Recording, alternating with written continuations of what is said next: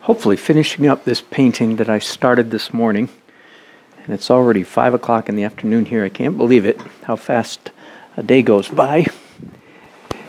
And the sun is going down outside, so it's already dark out there. Okay, I have several prints. I won't bother showing you. I showed you in the last episode. Printed photographs of for my reference. But I don't need them an awful lot, except maybe this one. So I'm down to the last layer. If you followed me before, then you may have heard me say, where do you start the last layer? 4 options. 1, traditional, the furthermost object, which in a landscape is always the sky. Furthermost object and work forward. Number 2, the lightest, brightest, whitest part of the painting and work out from there. That would be probably this area right here. Number 3, the focal point, which is also this area. So 2 and 3 are the same in this case. And number 4 is any local color that needs to be worked out. No problem on this painting. That is not the need at all. So I'm trying to decide. Yeah, I think I will start here. I don't need this just yet, then I'll use that in just a minute, because I do have a very particular direction I want to go to get started in this last layer. Now, I called it in my title there, I called it the official last layer, because I happen to know that in this subject matter, I am almost certainly going to have to cheat. Officially, this is the last layer, but in actuality, I will be going back and forth between this light opaque highlights and dark details. I'll need to come back in with dark details when I start drawing some of the branches up here at the in the body of the tree, in the main body of the foliage up there. But at the moment, I think I'm ready to just do the highlights on this tree. I have awkward pauses, don't I, when I'm painting? Listen to myself sometimes. Oh, it's because my brain is going back and forth very quickly between painting and talking. And sometimes, of course, I want to paint better than I talk. I can't afford to let my talking make me screw up my painting. So forgive my awkward gait, shall we say, in my talk when I'm painting. That's just the way, the nature of the beast. I'm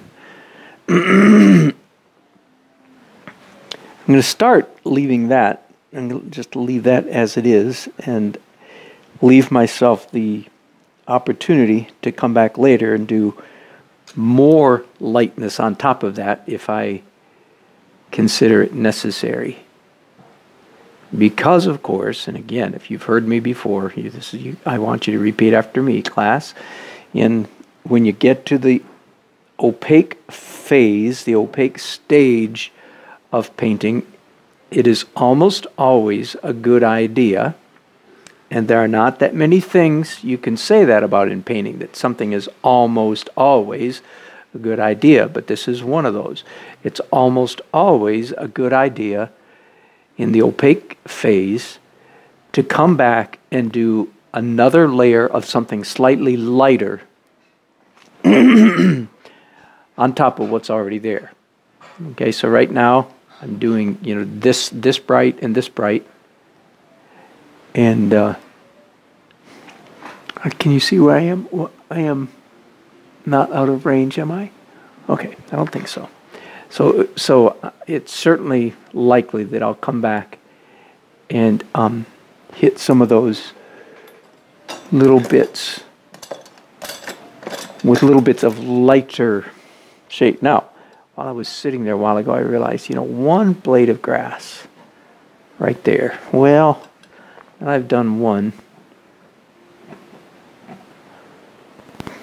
I feel like I better do two, and if I do two, I better do 3. Okay, I think that's good enough. I think that's a good idea. If it's not, it will be a good idea after I take a fan brush, which I'm looking for up here. Just give it a little, whoops, that's more than I wanted, but I think it'll do. I think it'll do. Yeah. So now I kind of get the sharpness I want, but also softness, so it's not overly violating the space down there. Okay, I'm not going to just go this way. I want to do a little bit of light up here, but here's where I'm going next, and this is very, very specific. I feel like, I'll leave that for now. Feel like this looks pretty much like a tree, but I need to come in here to I want to tape this down. Come into the branchy area, region of this tree, and I need to give some very clear definition to a couple of branches. Just a couple that are very, very carefully drawn. And I'm looking at the photograph somewhat, and I'm looking at my painting even more, and say, okay, this is going to be one of my, you can already see it, right? That band right there, right? But that's going to become one of my prominent branches. The idea is you render a few clearly and then allow the viewer's eye to finish the rest, turn all the rest of the mess into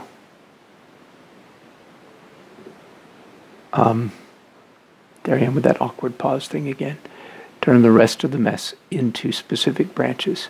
But I need to render just a few very clear branches to make the point. Does that make sense?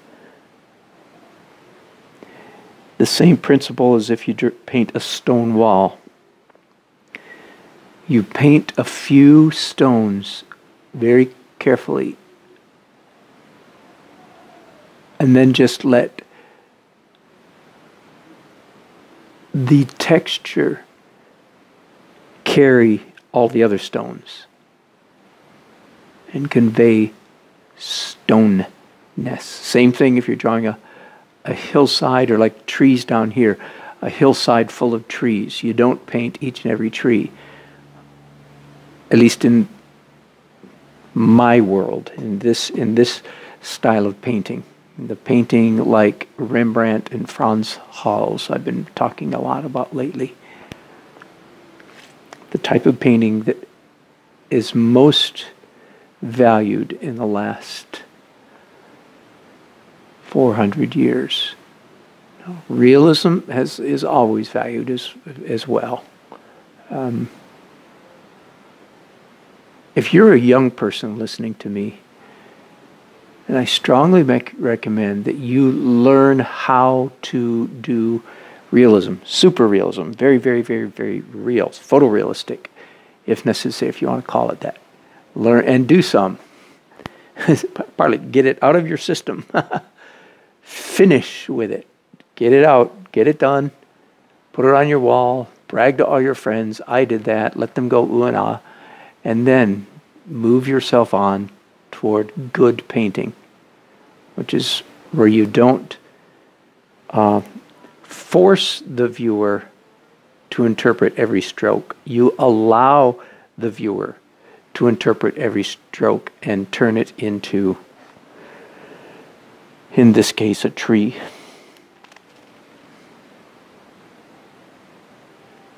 Mixing up a little bit darker, a little bit more orange color right now.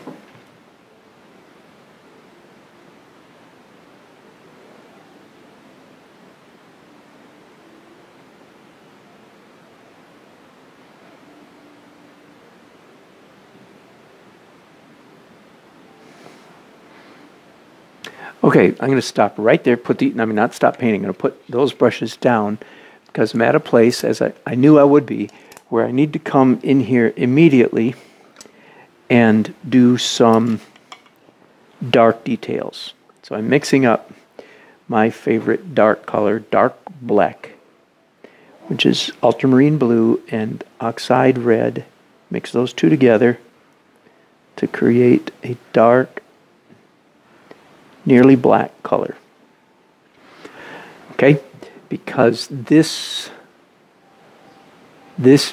limb, this big bough right here, needs some definition.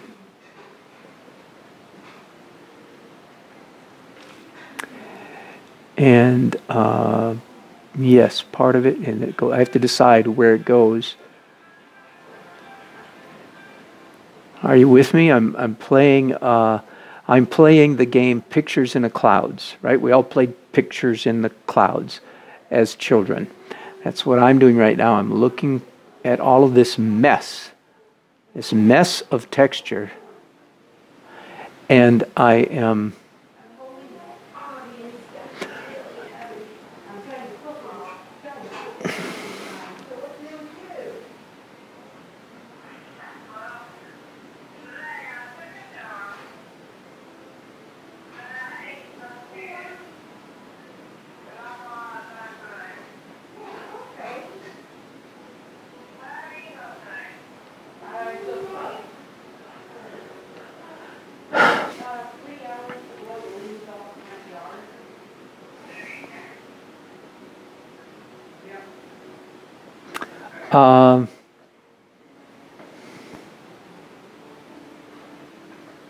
the shadow of this branch. So this is going to be really slow. I'm going to hang up on you guys here shortly because I don't want you to be watching me doing stuff that's so fussy and slow, but I want you to get the idea.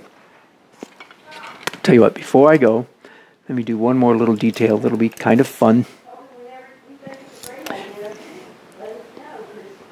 And that is some of the back shadow, the bouncing shadow on the dark side of this tree trunk. So I'm mixing up over here a dull, slightly dirty blue, but opaque with white in it. Sorry to be turned away from you for so long. Dirty blue, not too bright. I don't know if this is the right color or not. We're going to find out in just a minute.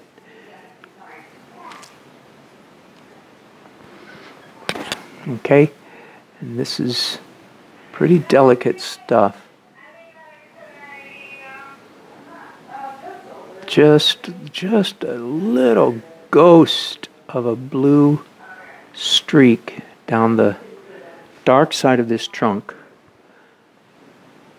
as a bounced secondary reflection off the blue sky.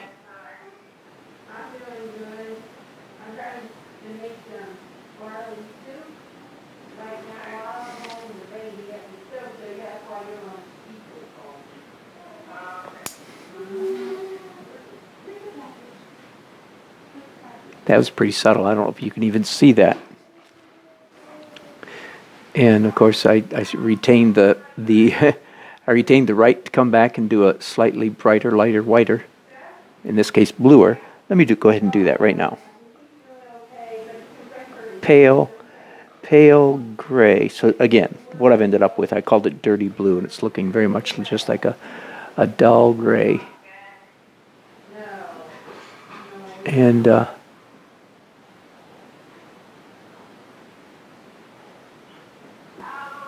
okay, I want to keep this subtle. It'd be really easy to go cartoony on this right here and overdo it. I don't want to do that. So I'm going to stop right there for now and hang up and hopefully finish this painting in a little while. I'll bring you back. Let me see if anybody's left any comments. Any comments? Yes, Madison G. Good, Madison.